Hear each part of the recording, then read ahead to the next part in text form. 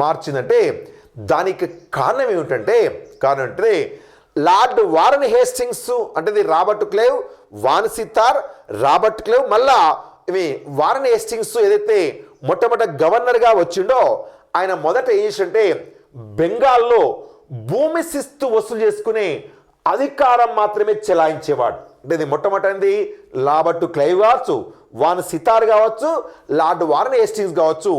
బెంగాల్లో వాళ్ళు ఏం చేశారంటే మొట్టమొదటి వాళ్ళు అపాయింట్ అయినప్పుడు, వాళ్ళు నియమించబడ్డప్పుడు ఏం చేశారంటే కేవలము భూమి శిస్తు మాత్రమే వసూలు చేసుకునే అధికారము కలిగి ఉన్నారు.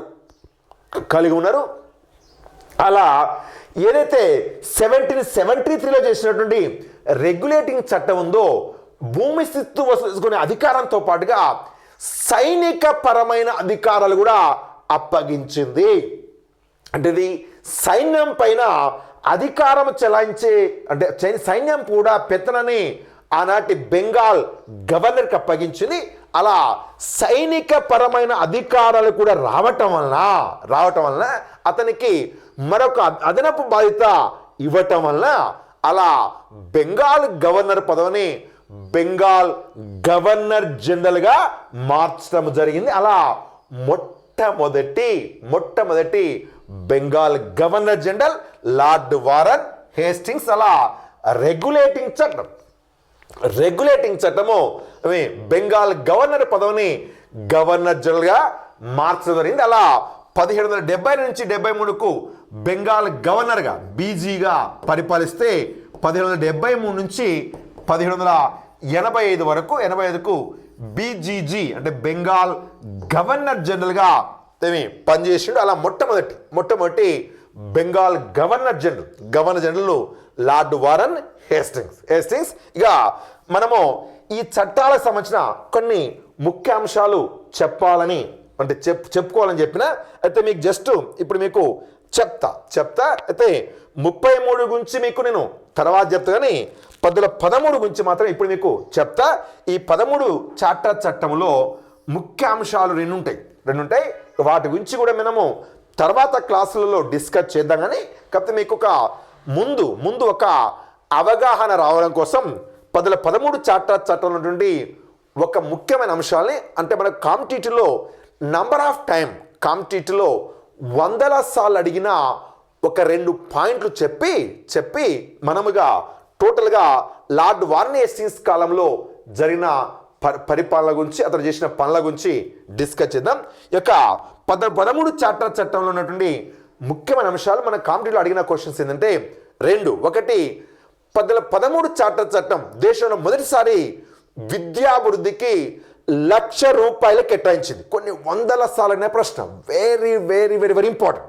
కాంపిటేటివ్ ఎగ్జామ్స్లో కొన్ని 100 సార్లు అడిగిన ప్రశ్న ఏమిటంటే 13 చార్టర్ చట్టం అంటే భారతదేశంలో ఏదైతే లేదా బెంగాల్లో ఈస్టియా కంపెనీ కాలంలో దేశంలో విద్యాభివృద్ధి చేయాలని చెప్పి మొదటిసారి ₹1,00,000 బడ్జెట్ని కేటాయించింది.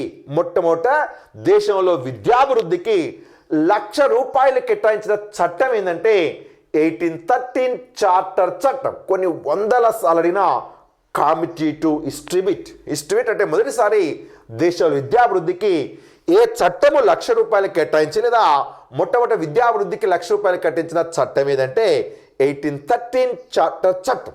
అది ముఖ్యాంశం. ఇక రెండవ ముఖ్యమైన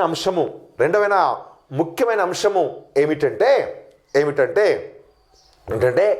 క్రైస్తవ మిషనరీలు స్థాపించుకోవడానికి అనుమతి ఇచ్చింది 1813 యాక్ట్. ఈ 2 అంశాలు, ఒకటి విద్యాభివృద్ధికి ₹1,00,000 కేటాయించింది, రెండవది దేశంలో క్రిస్టియన్ మిషనరీస్ అంటే క్రైస్తవ సంస్థలు లేదా చారిటీ సంస్థలు స్థాపించుకోవడానికి అనుమతించిన చార్టర్ చట్టం 1813 చార్టర్ చట్టం. ఇలా మీ ఈస్టియా కంపెనీ కాలంలో 6 చట్టాలు చేయబడ్డవి. నెంబర్ 1 రెగ్యులేటింగ్ చట్టం, నెంబర్ 2 1784 పిట్స్ ఇండియా చట్టం, 4 చార్టర్ చట్టాలు. అందులో మొట్టమొదటి చార్టర్ చట్టము 1793, రెండోది 1813, మూడోది 1833, నాలుగోది 1853. ఇలా 6 చట్టాలు ఈస్ట్ ఇండియా కంపెనీ కాలంలో చేయటము జరిగింది. ఇక మనము కొంచెము ఇక బ్రిటిష్ ప్రభుత్వ కాలంలో చేసిన చట్టాల గురించి కూడా చెప్పుకున్నాక మనము లార్డ్ కార్న్వాలిస్ సంబంధించిన ఇతర సమాచారం, ముఖ్యమైన సమాచారం మనము డిస్కస్ చేద్దాం. చూడండి, ఇక బ్రిటిష్ క్రౌన్ రూల్ కాలంలో చేసిన చట్టాలు 5. అయితే ఈ క్రౌన్ రూల్ కాలంలో చేసిన చట్టాలకి ఇది బ్రిటిష్ పార్లమెంటు ఒక పేరు పెట్టింది. వాటిని ఇంగ్లీష్లో ఏమంటే ఇండియన్ కౌన్సిల్ యాక్ట్స్ అంటారు. వాటిని ఏమంటారంటే బ్రిటిష్ ప్రభుత్వము ఒక పేరు పెట్టింది. వాటిని ఇండియన్ కౌన్సిల్ యాక్ట్స్ అంటాం. తెలుగులో అయితే భారత ప్రభుత్వ చట్టాలు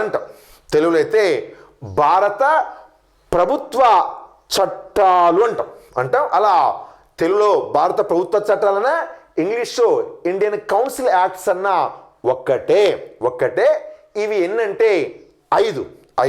అయితే సరే, కొందరికి ఇక వాళ్ళకున్న అవగాహన మేరకు ఒక అంశము చెప్తారు. ఏమిటంటే 1858 నవంబర్ 1వ తారీఖున విక్టోరియా మహారాణి ప్రకటన జారీ చేసింది. ఆ ప్రకటన సారాంశం అంటే ఈస్ట్ ఇండియా కంపెనీ అధికారం రద్దు చేసి భారతదేశ పరిపాలనా బాధ్యతని క్రౌన్ అంటే విక్టోరియా మహారాణి స్వీకరించి దాన్ని కూడా కొందరు చట్టంగా ప్రకటిస్తారు. సరిగా వాళ్ళ అవగాహన మేకం చేస్తారు. నేను వాళ్ళని తబ్బడతలు, కానీ నా అండర్స్టాండింగ్ మాత్రము అది ఒక ప్రకటన మాత్రమే. అది అఫీషియల్గా బ్రిటిష్ పార్లమెంటు పాస్ చేసిన చట్టము కాదు. అలా అఫీషియల్గా బ్రిటిష్ పార్లమెంటు పాస్ చేసిన ఇండియన్ కౌన్సిల్ యాక్ట్స్ 5 లేదా భారత ప్రభుత్వ చట్టాలు 5. అందులో మొదటిది 1861లో చేసింది, రెండవది 1892లో చేసినారు, మూడవది 1909లో చేసిరు, నాలుగవది 1919లో చేసిరు, నాలుగవది 1919 చేసిరు, ఐదవది 1935లో చేసిరు. ఇవి మాత్రమే ఎగ్జాక్ట్లీ కౌన్సిల్ యాక్ట్స్ అని భావించాలి. అంటే ఒకటి 1861 మొట్టమొదటి ఇండియన్ కౌన్సిల్ యాక్ట్, రెండవది 1892 రెండవ కౌన్సిల్ యాక్ట్, మూడవది 1909, మూడవది 1919, నాలుగవది 1935, ఐదవది. ఇక వీటికి సంబంధించిన సమాచారం ఏముందో మీకు నేను తర్వాత చెప్తా. కాకపోతే ఇక్కడ మాత్రం మీకు ఒక 2 అంశాలు చెప్పి ఈ యొక్క ఇండియన్ కౌన్సిల్ యాక్ట్స్ గురించి ముగిస్తా. ఏమిటంటే 1909 అంటే ఇండియన్ కౌన్సిల్ యాక్ట్ని మింటో మార్లే సంస్కరణలు అంటాం. అంటే ఇది 1900 ఇండియన్ కౌన్సిల్ యాక్ట్, దాన్ని మింటో మార్లే సంస్కరణలు అంటాం. Right, very very very very important point ఏంటంటే 1909 అంటే క్రౌన్ రూల్ కాలం చేసే చట్టాలని ఇండియన్ కౌన్సిల్ యాక్ట్స్ అంటాం. ఆ ఇండియన్ కౌన్సిల్ యాక్ట్లో మొత్తం 5 అయితే 5లో మూడవది అయినటువంటి 1909 సంవత్సరంలో చేసిన చట్టాన్ని ఇండియన్ కౌన్సిల్ యాక్ట్ని మింటో మార్లే సంస్కరణలు అంటాం. దానికి ఏం పేరంటే మరొక పేరు అంటే మింటో మార్లే సంస్కరణలు. సరే, దానికి ఆ పేరు ఎందుకు వచ్చింది, దాని కథాకం విషయం ఏంటనేది మనము జాతీయ ఉద్యమం ఇప్పుడు చెప్పుకుందాం. ఇక అదేవిధంగా 1919 చట్టాన్ని ఏమంటారంటే మాంటెంగ్ చేమ్స్ఫర్డ్ సంస్కరణలు. దీన్నేమో మింటో మార్లే సంస్కరణలు అంటే దీన్నేమో మాంటెంగ్ చేమ్స్ఫర్డ్ సంస్కరణలు అనిపిస్తుంది. ఇలా ఈ 2 చట్టాలకి మరొక పేరుంది. దీనికేమో మింటో మార్లే సంస్కరణకేమో మాంటెంగ్ చేమ్స్ఫర్డ్ సంస్కరణ. ఇక అందులో ఉన్న అంశాల గురించి మనము నెక్స్ట్ మూమెంట్లో డిస్కస్ చేద్దాం. రైట్, ఇవి 190 సంవత్సరాల పాటు బ్రిటిష్ వాళ్ళు భారతదేశంలో పరిపాలన చేసినప్పుడు చేసిన ముఖ్యమైన చట్టాలు ఇవి. ఇది 6+5. ఆ 6 4 చార్టర్ చట్టాలు, ఒకటి రెగ్యులేటింగ్ చట్టం అనేది పిట్స్ ఇండియా చట్టం అయితే, ఇక క్రౌన్ రూల్ కాలం చేసే చట్టాలు 5, వాటిని ఇండియన్ కౌన్సిల్ యాక్ట్స్ అంటాం. ఇవి మనము సమగ్రంగా సింపుల్గా మనం వీటిని గుర్తుపెట్టుకోవాలి మొత్తం టోటల్గా అందులో ఉన్న అంశాలు, ఆ చట్టాల్లో ఉన్న ముఖ్య అంశాల గురించి మనము తర్వాత క్లాసులలో డిస్కస్ చేద్దాం. ఇప్పుడు మనం ప్రధానంగా లార్డ్ వారన్ హేస్టింగ్స్ గురించి డిస్కస్ చేద్దాం. అందులో బాగా అడిగిన ముఖ్యమైన ప్రశ్న, కొన్ని వందల సార్లు అడిగిన ప్రశ్న ఏమిటంటే, అదే మీకు చెప్పిన రెగ్యులేటింగ్ యాక్ట్ బెంగాల్ గవర్నర్ పదవిని బెంగాల్ గవర్నర్ జనరల్గా మార్చింది. అలా మొట్టమొదటి Bengal governor general lord Warren Hastings. ఇక ఇతనికి సంబంధించి ఇతర సంస్కరణల గురించి డిస్కస్ చేద్దాం. ముఖ్యమైన అంశాల గురించి మనము డీటెయిల్గా డిస్కస్ చేద్దాం. ఇక మరొక ముఖ్య అంశం ఏంటంటే, ఇతడే భారతదేశంలో కలెక్టర్ వ్యవస్థని ప్రవేశపెట్టింది. కలెక్టర్ వ్యవస్థని సరిది చాలా సార్లు అడిగిన ప్రశ్న కాకపోతే సింపుల్ ప్రశ్న కానీ చాలా సార్లు అడిగిన ప్రశ్న. భారతదేశంలో కలెక్టర్ వ్యవస్థని ప్రవేశపెట్టినటువంటి గవర్నర్ జనరల్ ఎవరంటే లార్డ్ వారన్ హేస్టింగ్స్. కలెక్టర్ వ్యవస్థని ప్రవేశపెట్టిండు, మొట్టమొదటి బెంగాల్ గవర్నర్ జనరల్. ఇక వీటితో పాటుగా ఇతర చాలా ఇంకొక ముఖ్యమైన 4-5 ప్రశ్నలు ఉన్నాయి. ఇక మనము వాటి గురించి కూడా డిస్కస్ చేద్దాం. ఇక మరొక ముఖ్యమైన అంశము ఏమిటంటే చూడండి, ఇతడు బెంగాల్లో ద్వంద్వ ప్రభుత్వాన్ని రద్దు చేసింది.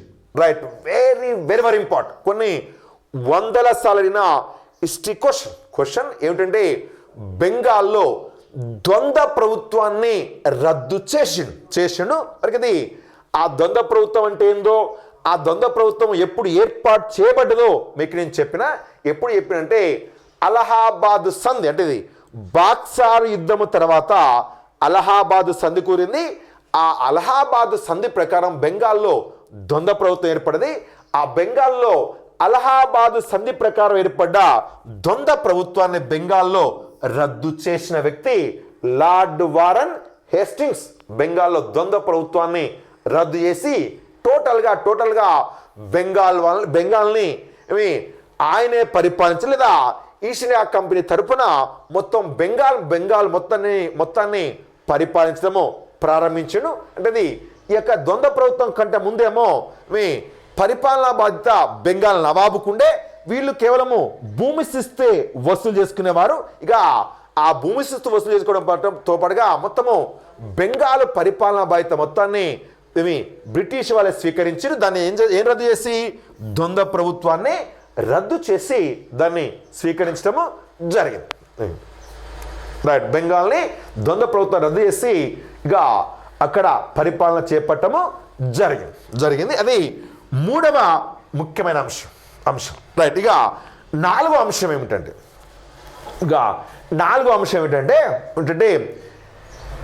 చూడండి, అంటే ఆనాడు బెంగాల్ రాజధాని ఏంటిదో, లేదా ఆనాటి బెంగాల్ నవాబులు దేన్ని కేంద్రంగా చేసుకొని పరిపాలించడో మీకు చెప్పిన. అది బ్రిటిష్ వాళ్ళేమో కలకత్తాలో వ్యాపారం చేసుకుంటూ ఉండేవాళ్ళు. కానీ అంతేగాని ఆనాటి బెంగాల్ రాజధాని కలకత్తా కాదు. ఆనాటి బెంగాల్ రాజధాని ఏంటిదంటే ముర్షిదాబాద్. ఇక బెంగాల్లో ద్వంద్వ ప్రభుత్వాన్ని అంటే నవాబుల అధికారాన్ని రద్దు చేసినటువంటి లార్డ్ వారన్ హేస్టింగ్స్ ఏంటంటే కోశాగారమును లేదా ట్రెజరీని ముర్షిదాబాద్ నుంచి కలకత్తాకు మార్చిండు. ముర్షిదాబాద్ నుంచి కోశాగారమును కలకత్తాకి మార్చిండు. అతను చేసిన నాలుగవ ముఖ్యమైన పని అంటే కోశాగారం మార్చండి, ట్రెజరీ. అంటే ఇది గతంలో బెంగాల్ యొక్క ఆదాయం మొత్తము ఇక ముర్షిదాబాద్ కోశాగారంలో భద్రపరచబడేది. అక్కడ ఉన్న సంపద మొత్తాన్ని కలకత్తాకు మార్చినడు. అలా కోశాగారం లేదా ట్రెజరీని ముర్షిదాబాద్ నుంచి కలకత్తాకు మార్చినది.